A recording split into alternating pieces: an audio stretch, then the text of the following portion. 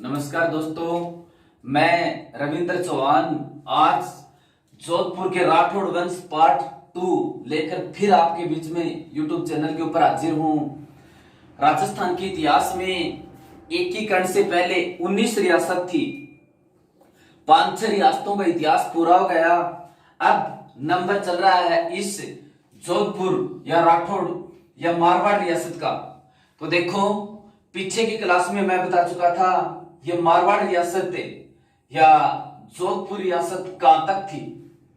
ये मारवाड़ जोधपुर के आसपास का क्षेत्र क्या कहलाता था? मारवाड़ कहलाता था। और मारवाड़ में शासक वंश कौन सा था?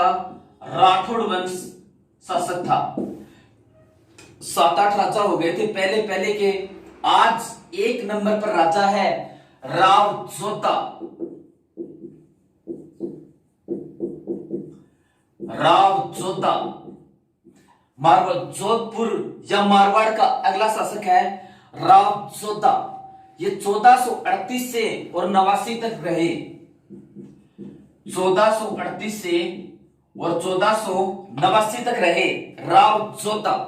इसके ऊपर देखो प्रश्न क्या बनते हैं राव जोधा के ऊपर। एक तो जोधपुर नगर बसाया, या फिर ये जोधपुर जिसको भारत की सूर्य नगरी या सन सिटी कहते हैं। तो जोधपुर नगर बसाया। और जोधपुर नगर इसने कब बसाया? 12 मई 1459 को। तो जोधपुर शहर का संस्थापक या जोधपुर नगर बसाने वाला शासक कौन था? राव जोधा। 12 मई 1459 को बसाया था। इसके ऊपर दूसरा प्रश्न क्या बनता है? यहां पर एक पहाड़ी है जोधपुर के अंदर, चिड़ियाटूक पहाड़ी। चिड़ियाटूक पहाड़ी, इस चिड़ियाटूक पहाड़ी के ऊपर इसने राव जोधा ने एक दुर्ग का निर्माण करवाया। उस दुर्ग को क्या कहते हैं? मेहरानगढ़ दुर्ग। तो मेहरानगढ़ दुर्ग कहां पर है? जोधपुर में। और जोधपुर में किस पहाड़ी पर? चिड़ियाटूक पहाड़ी के ऊपर। इसलिए इस दुर्ग को चिड़ियाटूक दुर्ग भी कहते हैं। इसकी आकृति मोर के समान है, इसलिए इसको मयूर ध्वज गढ़ भी कहते हैं। मेहरानगढ़ दुर्ग को मेहरानगढ़ दुर्ग। इस मेहरानगढ़ दुर्ग इसका निर्माण किसने करवाया था? राव जोधा ने करवाया था। इस दुर्ग की नींव किसने रखी थी? करणी माता ने इसकी नींव रखी थी। और एक जीवित व्यक्ति की बलि दी गई थी, उसका नाम था राजा राम मेघवाल। राजा राम मेघवाल नामक जीवित व्यक्ति की बलि दी गई थी। और जोधपुर दुर्ग की नींव किसने रखी थी? करणी माता ने। इसके अंदर 3 तोप हैं, किलकिला, शंभू बाण और गजनी का। किलकिला, शंभू बाण और गजनी का तोप कहां पर? मेहरानगढ़ दुर्ग जोधपुर में। रुडयार्ड किपलिंग ने इस दुर्ग के बारे में ये कहा था।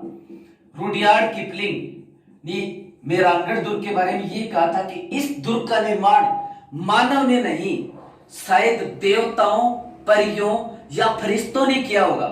मेहरानगढ़ दुर्ग के बारे में रुडयार्ड किपलिंग ने क्या कहा था? इस दुर्ग का निर्माण मनुष्य ने नहीं, देवताओं, परियों या फरिश्तों ने किया होगा। किस दुर्ग के बारे में कहा था? मेहरानगढ़ दुर्ग के बारे में कहा था। और ये चिड़ियाटूक पहाड़ी के ऊपर है। कहते हैं यहां चिड़ियानाथ नामक कोई ऋषि तपस्या करते थे, उसी के नाम से इस पहाड़ी का नाम चिड़ियाटूक पहाड़ी पड़ा। और जब यहां पर दुर्ग निर्माण का कार्य संचालित किया तो चिड़ियानाथ नामक ऋषि को यहां से निष्कासित कर दिया। उस ऋषि ने कहा कि मैं एक सन्यासी आदमी हूं, मेरे को आपने निष्कासित कर दिया, और कहीं बना लेते। तो उसने श्राप दिया था कि इस जो भी यहां पर बढ़ाओगे हमेशा पानी की यहां पर कमी रहेगी। तो मेहरानगढ़ दुर्ग में पानी की हमेशा कमी रहती है। फिर यह कहा कि जितना चिन्होगे दूसरा दिन वो समाप्त मिलेगा। ऐसा ही हुआ। फिर कोई जीवित व्यक्ति की बलि दी गई, राजा राम मेघवाल की। किसी शक्ति से इसकी नींव रखी गई। तो नींव किसने रखी थी? करणी माता ने। ठीक है। अब देखो, राव जोधा ने जोधपुर नगर बसाया। जोधपुर में चिड़ियाटूक पहाड़ी पर मेहरानगढ़ दुर्ग का निर्माण करवाया। और मेहरानगढ़ दुर्ग में चामुंडा माता के मंदिर का निर्माण करवाया। चामुंडा माता मंदिर, ये चामुंडा माता का मंदिर भी कहां पर है? मेहरानगढ़ दुर्ग जोधपुर के अंदर है। अब इससे पहले राव जोधा से पहले जोधपुर की राजधानी हुआ करती थी मंडोर। इसने जोधपुर नगर बसाया। तो इतिहास के अंदर एक बात कंफर्म है, कोई भी राजा जब नगर बसाएगा तो उसकी राजधानी, अपनी राजधानी भी उसको जरूर बनाएगा। तो राव जोधा ने भी जोधपुर नगर बसाया, तो ये अपनी राजधानी कहां पर बनाई? जोधपुर। तो मंडोर के स्थान पर जोधपुर राजधानी बनाई। मंडोर के स्थान पर जोधपुर राजधानी किसने बनाई थी? राव जोधा ने बनाई थी। फिर देखो, सामंत प्रथा का वास्तविक संस्थापक मारवाड़ रियासत के अंदर किसको माना जाता है? राव जोधा को। कि वास्तव में यदि सामंतों को अधिकार दिए गए, राव जोधा ने दिए, तो सामंत प्रथा का वास्तविक संस्थापक कौन माना जाता है? राव जोधा। सामंत प्रथा का वास्तविक संस्थापक, यानी मारवाड़ के अंदर सामंत प्रथा का वास्तविक संस्थापक किसे कहते हैं? राव जोधा को ही कहते हैं। फिर देखो, इसके बाद में श्रृंगार देवी, ये कौन है? श्रृंगार देवी। श्रृंगार देवी ये कौन है? श्रृंगार देवी जोधपुर की, ये इसकी राव जोधा की पुत्री है, जिसकी शादी कुंभा के छोटे भाई रायमल से की गई थी। यहां पर ये मेवाड़ रियासत, मेवाड़ का शासक महाराणा कुंभा, और महाराणा कुंभा ने इस राव जोधा के पिताजी रणमल की हत्या की थी, रणमल की हत्या की थी, और राव जोधा को भी घेर लिया था। फिर राव जोधा रणमल की बहन और कुंभा की दादी अंसाबाई से जा मिला, तो अंसाबाई ने फिर इसको बचाया था। तो इसने, राव जोधा ने मेवाड़ के शासकों के साथ अच्छे संपर्क करने के लिए, किनके साथ दोबारा से अपनी लड़ाई नहीं हो, तो इनके साथ अपने अच्छे संपर्क हो जाएं, तो श्रृंगार देवी, इसका विवाह महाराणा कुंभा के छोटे भाई रायमल से किया था। तो ये श्रृंगार देवी कौन थी? राव जोधा की पुत्री, जिसका विवाह किसके साथ हुआ था? महाराणा कुंभा के छोटे भाई, यानी मेवाड़ का शासक महाराणा कुंभा के छोटे भाई रायमल से, जिसकी शादी हुई थी, ताकि मेवाड़ और मारवाड़ के संपर्क अच्छे बने रहे। ठीक है, अब देखो, ये इसके बाद में एक प्रश्न और बनता है, ये आवल बावल की संधि। आवल बावल की संधि, आवल बावल की संधि, ये आवल और बावल की संधि क्या है? आवल बावल की संधि, ये आवल बावल की संधि क्या है? आवल बावल की संधि, ये आवल बावल की संधि, इसके तहत, ये तो मारवाड़ है, ये मेवाड़ है, इसके तहत मेवाड़ व मारवाड़ की सीमा तय की गई, सीमा तय की गई। यानी ये जो रणमल था, मारवाड़ का रणमल था, वो रणमल की बहन थी अंसाबाई। अंसाबाई का विवाह किया था किसके साथ? मेवाड़ के शासक लाखा के साथ, और लाखा का पुत्र कौन पैदा हुआ? मोक्कल पैदा हुआ। इस तरह से अब ये जो राव, लाखा के बाद में यहां का शासक बना कुंभा।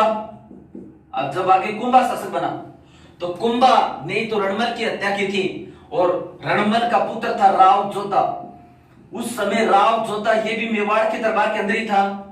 इस राव जोधा को भी घेर लिया था, और फिर इसकी दादी ने, इसकी रणमल की बहन यानी अंसाबाई ने इसको बचाया था।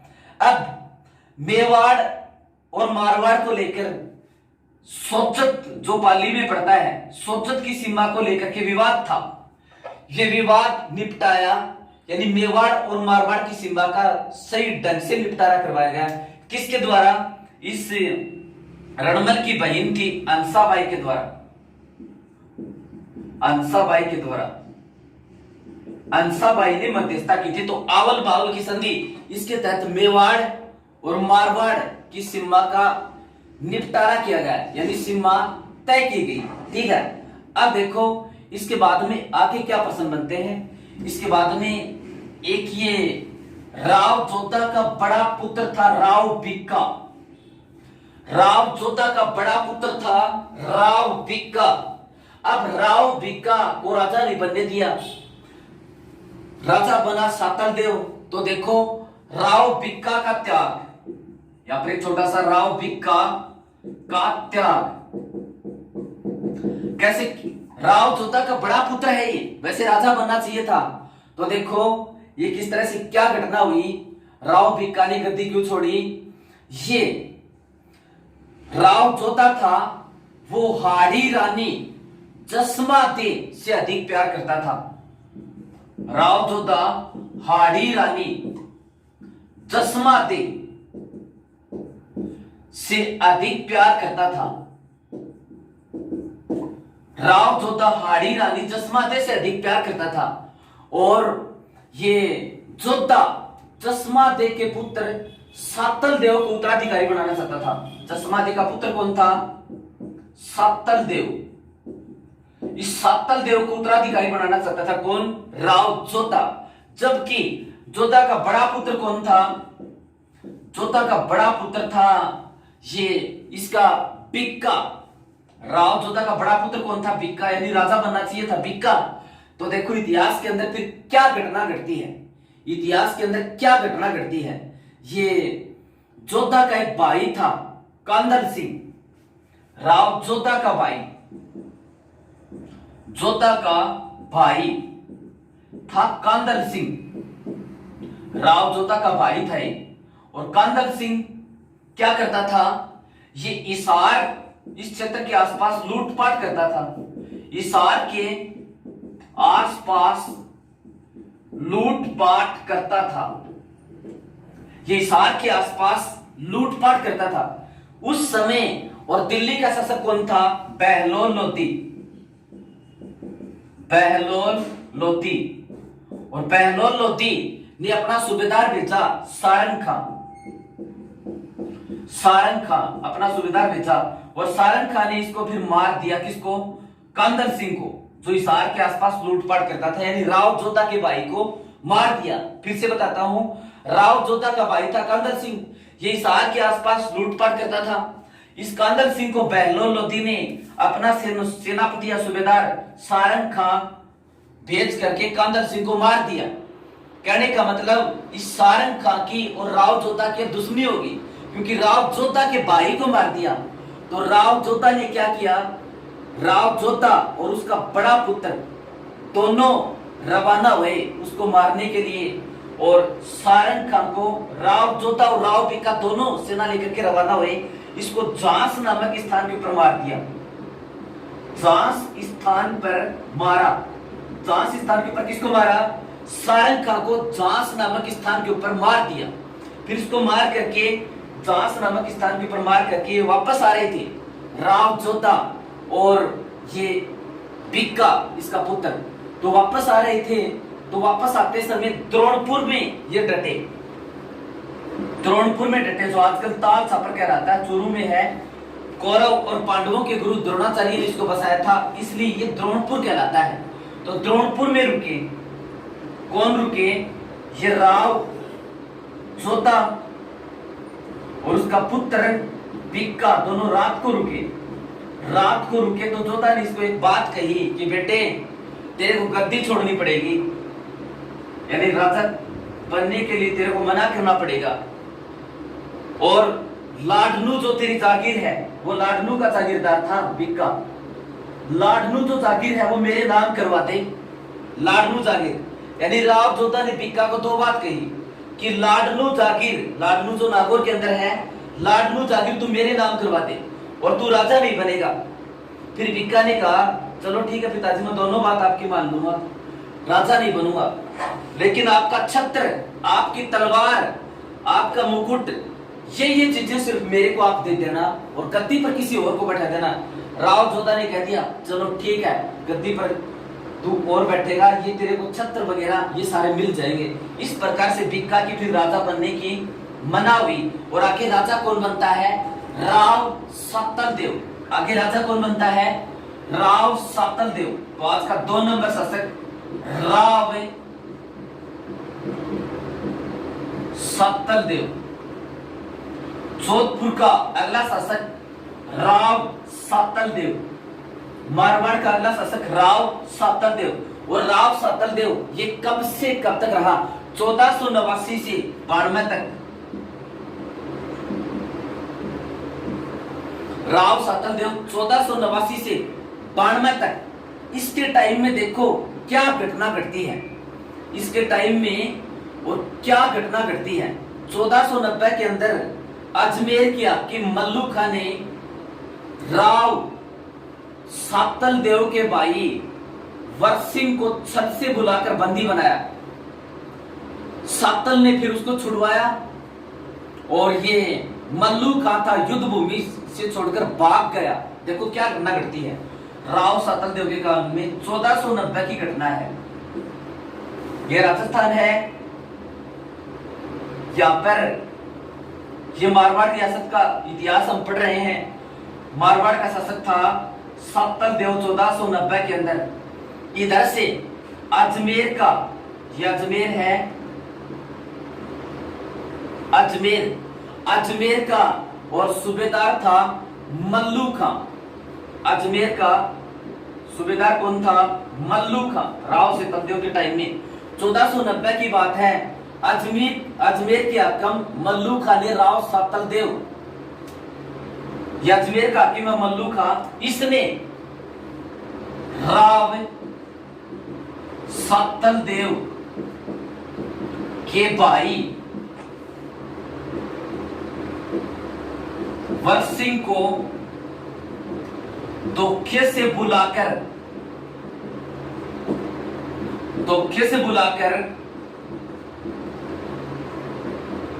गिरफ्तार करवा दिया। यानी 1490 के अंदर राव सातल देव के भाई वर सिंह को धोखे से बुलाकर गिरफ्तार करवा दिया। किसने करवा दिया? अजमेर के मल्लू खां ने। अजमेर के मल्लू खां ने राव सातल देव के भाई वर सिंह को छत से बुलवाकर बंदी बना लिया। सातल देव ने उसके ऊपर आक्रमण किया और सातल देव ने उसको छुड़वाया।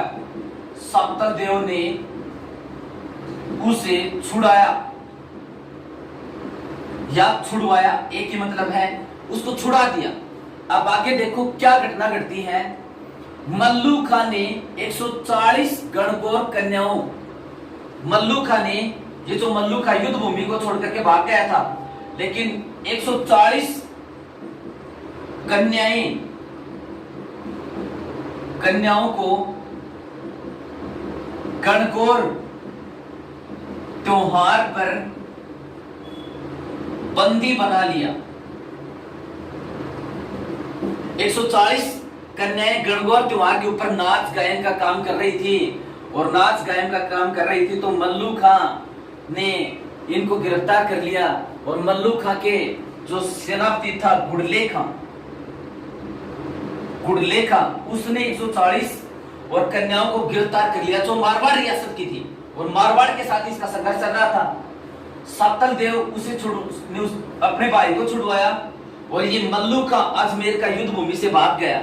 फिर मल्लू खां का एक सहायक था गुड़ले खां और गुड़ले खां ने एक मारवाड़ रियासत के अंदर 140 कन्याएं जो गणगौर त्योहार के ऊपर नृत्य कर रही थी, इनको गिरफ्तार कर लिया। किस स्थान से गिरफ्तार किया था? पिपाड़ा स्थान से। पिपाड़ा नामक स्थान से इनको बंदी बना लिया और पिपाड़ा नामक स्थान से इनको बंदी बना दिया। तो सातल देव ने फिर इनको छुड़वाया। सातल देव ने इनको छुड़वाया और इन 140 कन्याओं के सामने ही ये जो गुड़लेखा था जिसने इनको बंदी बनाया था, उस गुड़लेखा की गर्दन काट दी और इसके सिर के अंदर छेद कर दिए और सिर के अंदर छेद करके फिर खुशी मनाई और इन 140 कन्याओं ने फिर उस खुशी में नृत्य किया था। तो उस नृत्य को क्या कहते हैं? गुड़ला नृत्य कहते हैं। उस नृत्य को क्या कहते हैं? गुड़ला नृत्य कहते हैं। राजस्थान में ये चैत्र कृष्ण अष्टमी को मनाया जाता है। चैत्र कृष्ण अष्टमी को मनाया जाता है। इसको गुड़ला त्योहार भी कह सकते हैं। गुड़ला नृत्य या गुड़ला त्योहार भी इसको कह सकते हैं। चैत्र कृष्ण अष्टमी को मनाया जाता है। ये सातल देव, और सातल देव के ऊपर कोई खास प्रश्न नहीं बनते। इसके बाद में अगला जो राजा है वो राव सुज्जा। अगला राजा राव सुज्जा, मारवाड़ का अगला शासक राव सुज्जा 1492 से 1515। ये कब से कब तक रहा? 1492 से 1515 सुज्जा व बीका का संघर्ष हुआ था, क्योंकि बीका राव सातल देव से पहले राजा बनना चाहिए था। वो बीका राव जोधा का पुत्र, उसने ये शर्त रखी थी कि जब तक मैं जीऊं राजा कोई भी बने, राजा का छत्र, राजा की तलवार मेरे पास रहेगी, गद्दी पर कोई और बैठेगा। तो राव सुजा को उसने ये बात बताई कि राव सुजा ने जब इससे छत्र मांगा तो इसने बीका ने कहा कि पिताजी के साथ ही ये बात हुई है। तो फिर लास्ट के अंदर राव बीका को छत्र वगैरह और ये मिले। राव सुजा 1492 से 1515। इसके बाद में अगले राजा बनता राव गंगा। अगला राजा बनता है राव गंगा। ये 1515 से 1531 तक रहा। 1515 से कब तक रहा? 1531। इसके टाइम में 1515 से 1531 के बीच में एक घटना घटती है, खानवा युद्ध। खानवा युद्ध, और खानवा युद्ध बाबर और किसके मध्य हुआ था? बाबर और महाराणा सांगा के मध्य हुआ था। तो इसने किसका साथ दिया था? खानवा युद्ध में सांगा का साथ। सांगा का साथ। प्रश्न पूछे, खानवा युद्ध में मारवाड़ के किस शासक ने महाराणा सांगा का साथ दिया था? तो किसने दिया था? राव गंगा ने। और खानवा का युद्ध कब हुआ था? 1527 के अंदर। ये गंगा कहते हैं एक दिन अफीम के नशे में और छत की खिड़की के ऊपर बैठा हुआ था और खुली हवा का आनंद ले रहा था। तो इसका पुत्र मालदेव इसके पास में गया और मालदेव इसके पास में जाकर के जैसे इसके पैर चुचकारेगा और इसके पैरों की तरफ एक तरह से हाथ किया और फिर इसको खिड़की से यानी ऊंचाई से नीचे पटक दिया और राव गंगा की फिर मृत्यु हो गई। तो इसके बाद में फिर राजा कौन बनता है? मालदेव। मालदेव। और ये मालदेव कब से कब तक रहा? 1532 से 62 तक। 1532 से 62 तक, यानी राव गंगा 1515 से 31 तक। इसके टाइम में बीच में एक घटना घटती, खानवा का युद्ध। तो खानवा युद्ध में साथ किसका देता? महाराणा सांगा का। एक प्रश्न। फिर देखो, ये सांगा का साथ दिया था खानवा युद्ध में। फिर एक दिन अफीम के नशे में छत के ऊपर बैठा हुआ था। इसके पुत्र मालदेव ने पैरों की ओर पैर चुचकारने का बहाना सा किया और इसको छत से पटक दिया। फिर इसकी मृत्यु हो गई गंगा की।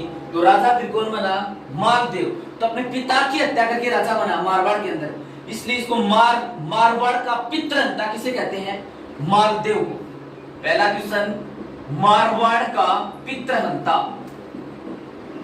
पितृहंता का मतलब अपने पिता की हत्या करके राजा बनने वाला। मारवाड़ का पितृहंता किसे कहते हैं? मालदेव को। एक अस्मत वाला शासक। अस्मत वाला शासक। अस्मत वाला शासक ये भी किसे कहते हैं? मालदेव को। अस्मत वाला शासक, ये कई बार पूछते हैं। अस्मत वाला शासक किसे कहते हैं? मालदेव को। अस्मत वाला शासक किसे कहते हैं? मालदेव को। अस्मत वाला शासक। अब देखो, इसका राज्याभिषेक मारवाड़ से बाहर हुआ था, यानी जोधपुर से दूर हुआ था। तो इसका प्रश्न पूछे, राज्याभिषेक, इसका राज्याभिषेक कब हुआ था? 1532 के अंदर। और 1532 में इसका राज्याभिषेक हुआ कहां पर था? सोजत में। सोजत कहां पर है? पाली में, जो मेहंदी के लिए प्रसिद्ध है।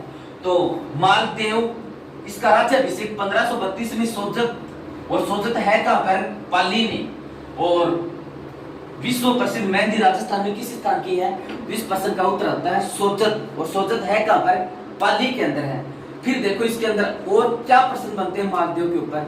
एक तो इसने बीकानेर के ऊपर अधिकार कर लिया,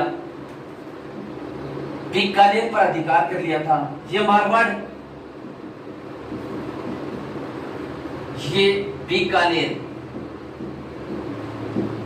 मालदेव ने बीकानेर पर अधिकार, और बीकानेर पर अधिकार इसने कब किया था? 1541-42 में। तो 1541-42 में मारवाड़ के शासक मालदेव ने किसके ऊपर अधिकार किया था? किसके ऊपर? बीकानेर के ऊपर अधिकार किया था। बीकानेर का शासक उस समय कौन था? राव जैतसिंह। तो राव जैतसिंह को हराकर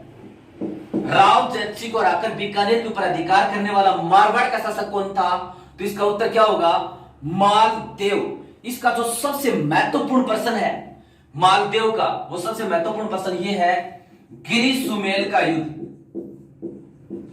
गिरि सुमेल का युद्ध।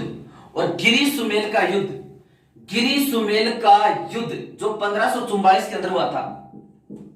1544 में गिरी सुमेल, यहां पर पाली में पड़ता है गिरी सुमेल, गिरी सुमेल यहां पर पड़ता है। किस किस के मध्य हुआ था देखो, इसके टाइम के अंदर दिल्ली की गद्दी को लेकर के उत्तराधिकार का संघर्ष चल रहा था। दिल्ली की गद्दी को लेकर के उत्तराधिकार का संघर्ष चल रहा था। 1530 के अंदर बाबर की मृत्यु हो गई, और 1530 के अंदर जब बाबर की मृत्यु हुई तो बाबर की मृत्यु के बाद में हुमायूं शासक बना, जो कमजोर शासक था। और कमजोर शासक था, हुमायूं और शेरशाह सूरी के मध्य संघर्ष चल रहा था। हुमायूं और शेरशाह सूरी के मध्य संघर्ष चल रहा था, तो इसने साथ दे दिया फिर हुमायूं का साथ। लेकिन जीत किसकी हुई थी? शेरशाह सूरी की। राजा बना शेरशाह सूरी, तो शेरशाह सूरी के साथ इसकी अनबन हो गई ना। अब शेरशाह सूरी राजा बना, तो शेरशाह सूरी ने यहां से दिल्ली से और इसके ऊपर आक्रमण किया, मारवाड़ रियासत के ऊपर। और मारवाड़ का उस समय शासक कौन था? मालदेव। तो मारवाड़ के शासक मालदेव और हुमायूं के मध्य यहां पर शेरशाह सूरी के मध्य यहां पर गिरी सुमेल नामक स्थान के ऊपर युद्ध हुआ था। इस युद्ध को क्या कहते हैं? गिरी सुमेल का युद्ध। तो गिरी सुमेल का युद्ध दिल्ली के शेरशाह सूरी, मारवाड़ के मालदेव के मध्य हुआ था, 1544 के अंदर हुआ था। इसमें जीत किसकी हुई थी? जीत हुई थी शेरशाह सूरी की। इस युद्ध के अंदर जीत हुई थी। तो कहते हैं शेरशाह सूरी ने ये युद्ध बड़ी चालाकी से जीता था। ये इसके सेनापति थे दो मालदेव के, जत्ता और कुप्पा मालदेव के सेनापति थे। किसी भी प्रकार से और किसी भी बहाने से जत्ता और कुप्पा के कपड़ों के अंदर, इनके सामान के अंदर 10-10 ये रुपए भेज दिए थे, 20-20 हजार दोनों के वस्त्रों के अंदर कपड़े भिजवा दिए थे किसी भी कूटनीतिक कारण से। और ये कह दिया शेरशाह सूरी ने मालदेव को कि मैंने तेरी सैनिक 10-10 हजार रुपए में खरीद लिए हैं, 10-10 हजार रुपए में खरीद लिए। जब तक सुबह होगी ये सेना तेरा साथ छोड़ देगी। तो फिर शेरशाह सूरी ने ये बात उसको कही मालदेव की। मालदेव इसको आसानी से समझ नहीं पाया, इसलिए जांच करवाई कि देखो इनके कपड़ों के अंदर रुपए हैं या नहीं। तो फिर जांच करवाई तो इनके कपड़ों के अंदर रुपए मिले। ये पता था ही नहीं कि रुपए किस प्रकार से आए हैं। तो फिर मालदेव ने क्या किया, युद्ध भूमि से हट करके अपने जोधपुर का जो मूल स्थान है उसी के ऊपर कब्जा कर लिया और युद्ध भूमि से वापस आ गया अपनी मुख्य सेना लेकर के। बाद में जब जांच करवाई तो हकीकत का पता चला कि ऐसा नहीं था। तो बात चाहे जो भी हो, जीत किसकी हुई थी? शेरशाह सूरी की। और शेरशाह सूरी ने इस युद्ध के बाद ये कहा कि ओहो हो, आज मैं मुट्ठी भर बाजरे के लिए पूरे हिंदुस्तान की बादशाह खो बैठता। आज मैं मुट्ठी भर बाजरे के लिए पूरे हिंदुस्तान की बादशाह खो बैठता। किसने कहा था? शेरशाह सूरी ने। किस युद्ध के बाद कहा था? गिरी सुमेल के युद्ध के बाद कहा था। ये लाइन कई बार पूछते हैं, आज मैं मुट्ठी भर बाजरे के लिए हिंदुस्तान की बादशाह खो बैठता। शेरशाह सूरी ने किस युद्ध के बाद कहा था? गिरी सुमेल के युद्ध के बाद कहा था। ठीक है। अब मालदेव के सेनापति कौन थे? जत्ता व कुप्पा। जत्ता और कुप्पा किसके सेनापति थे? मालदेव के सेनापति थे। जत्ता व कुप्पा किसके सेनापति थे? मालदेव के सेनापति थे। ठीक है। शेरशाह सूरी ने यह कहा कि जत्ता और कुप्पा जैसे सेनापति मेरे पास होते तो मैं एक छत्र हिंदुस्तान के ऊपर राज करता। यानी एक छत्र हिंदुस्तान के ऊपर राज करता, यानी कोई भी मेरा विरोध नहीं कर सकता। यानी इतने महान सेनापति थे। अब देखो एक प्रश्न इसके ऊपर यह आता है, रुट्ठी रानी जिसका मूल नाम था उमाते, ये कौन थी? रुट्ठी रानी उमाते कौन थी? जैसलमेर के लूणकरण की पुत्री व मालदेव की पत्नी, यानी मालदेव की रानी, एक ही मतलब है।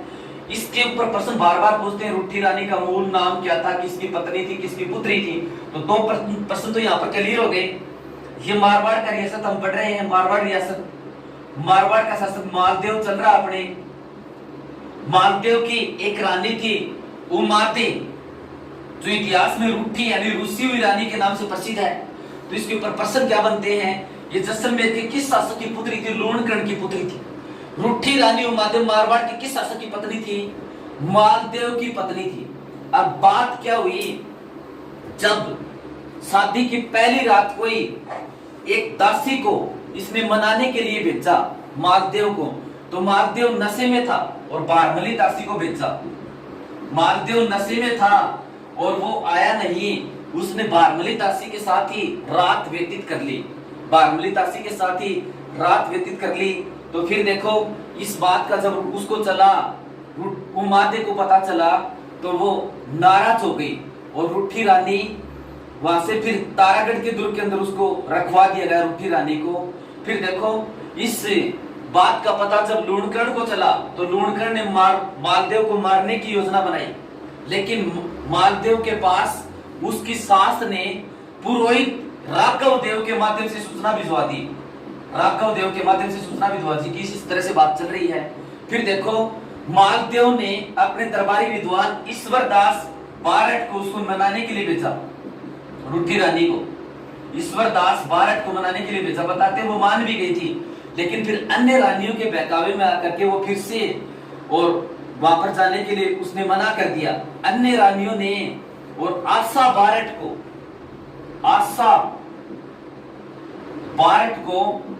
और मालदेव के पास नहीं जाने के लिए और नहीं जाने के लिए मना करवाया। उसने क्या रखा, क्या कही उस पुरानी को बात, मान रखे तो पीव तज, मान रखे तो पीव तज, पीव रखे तजमान, पीव रखे तजमान, यानी मान रखे तो पिया को छोड़ और पिया को रखे तो मान को छोड़। तो है गयंद न बंद ही, तो है गयंद न बंद ही, एकण खंबे ठाड़,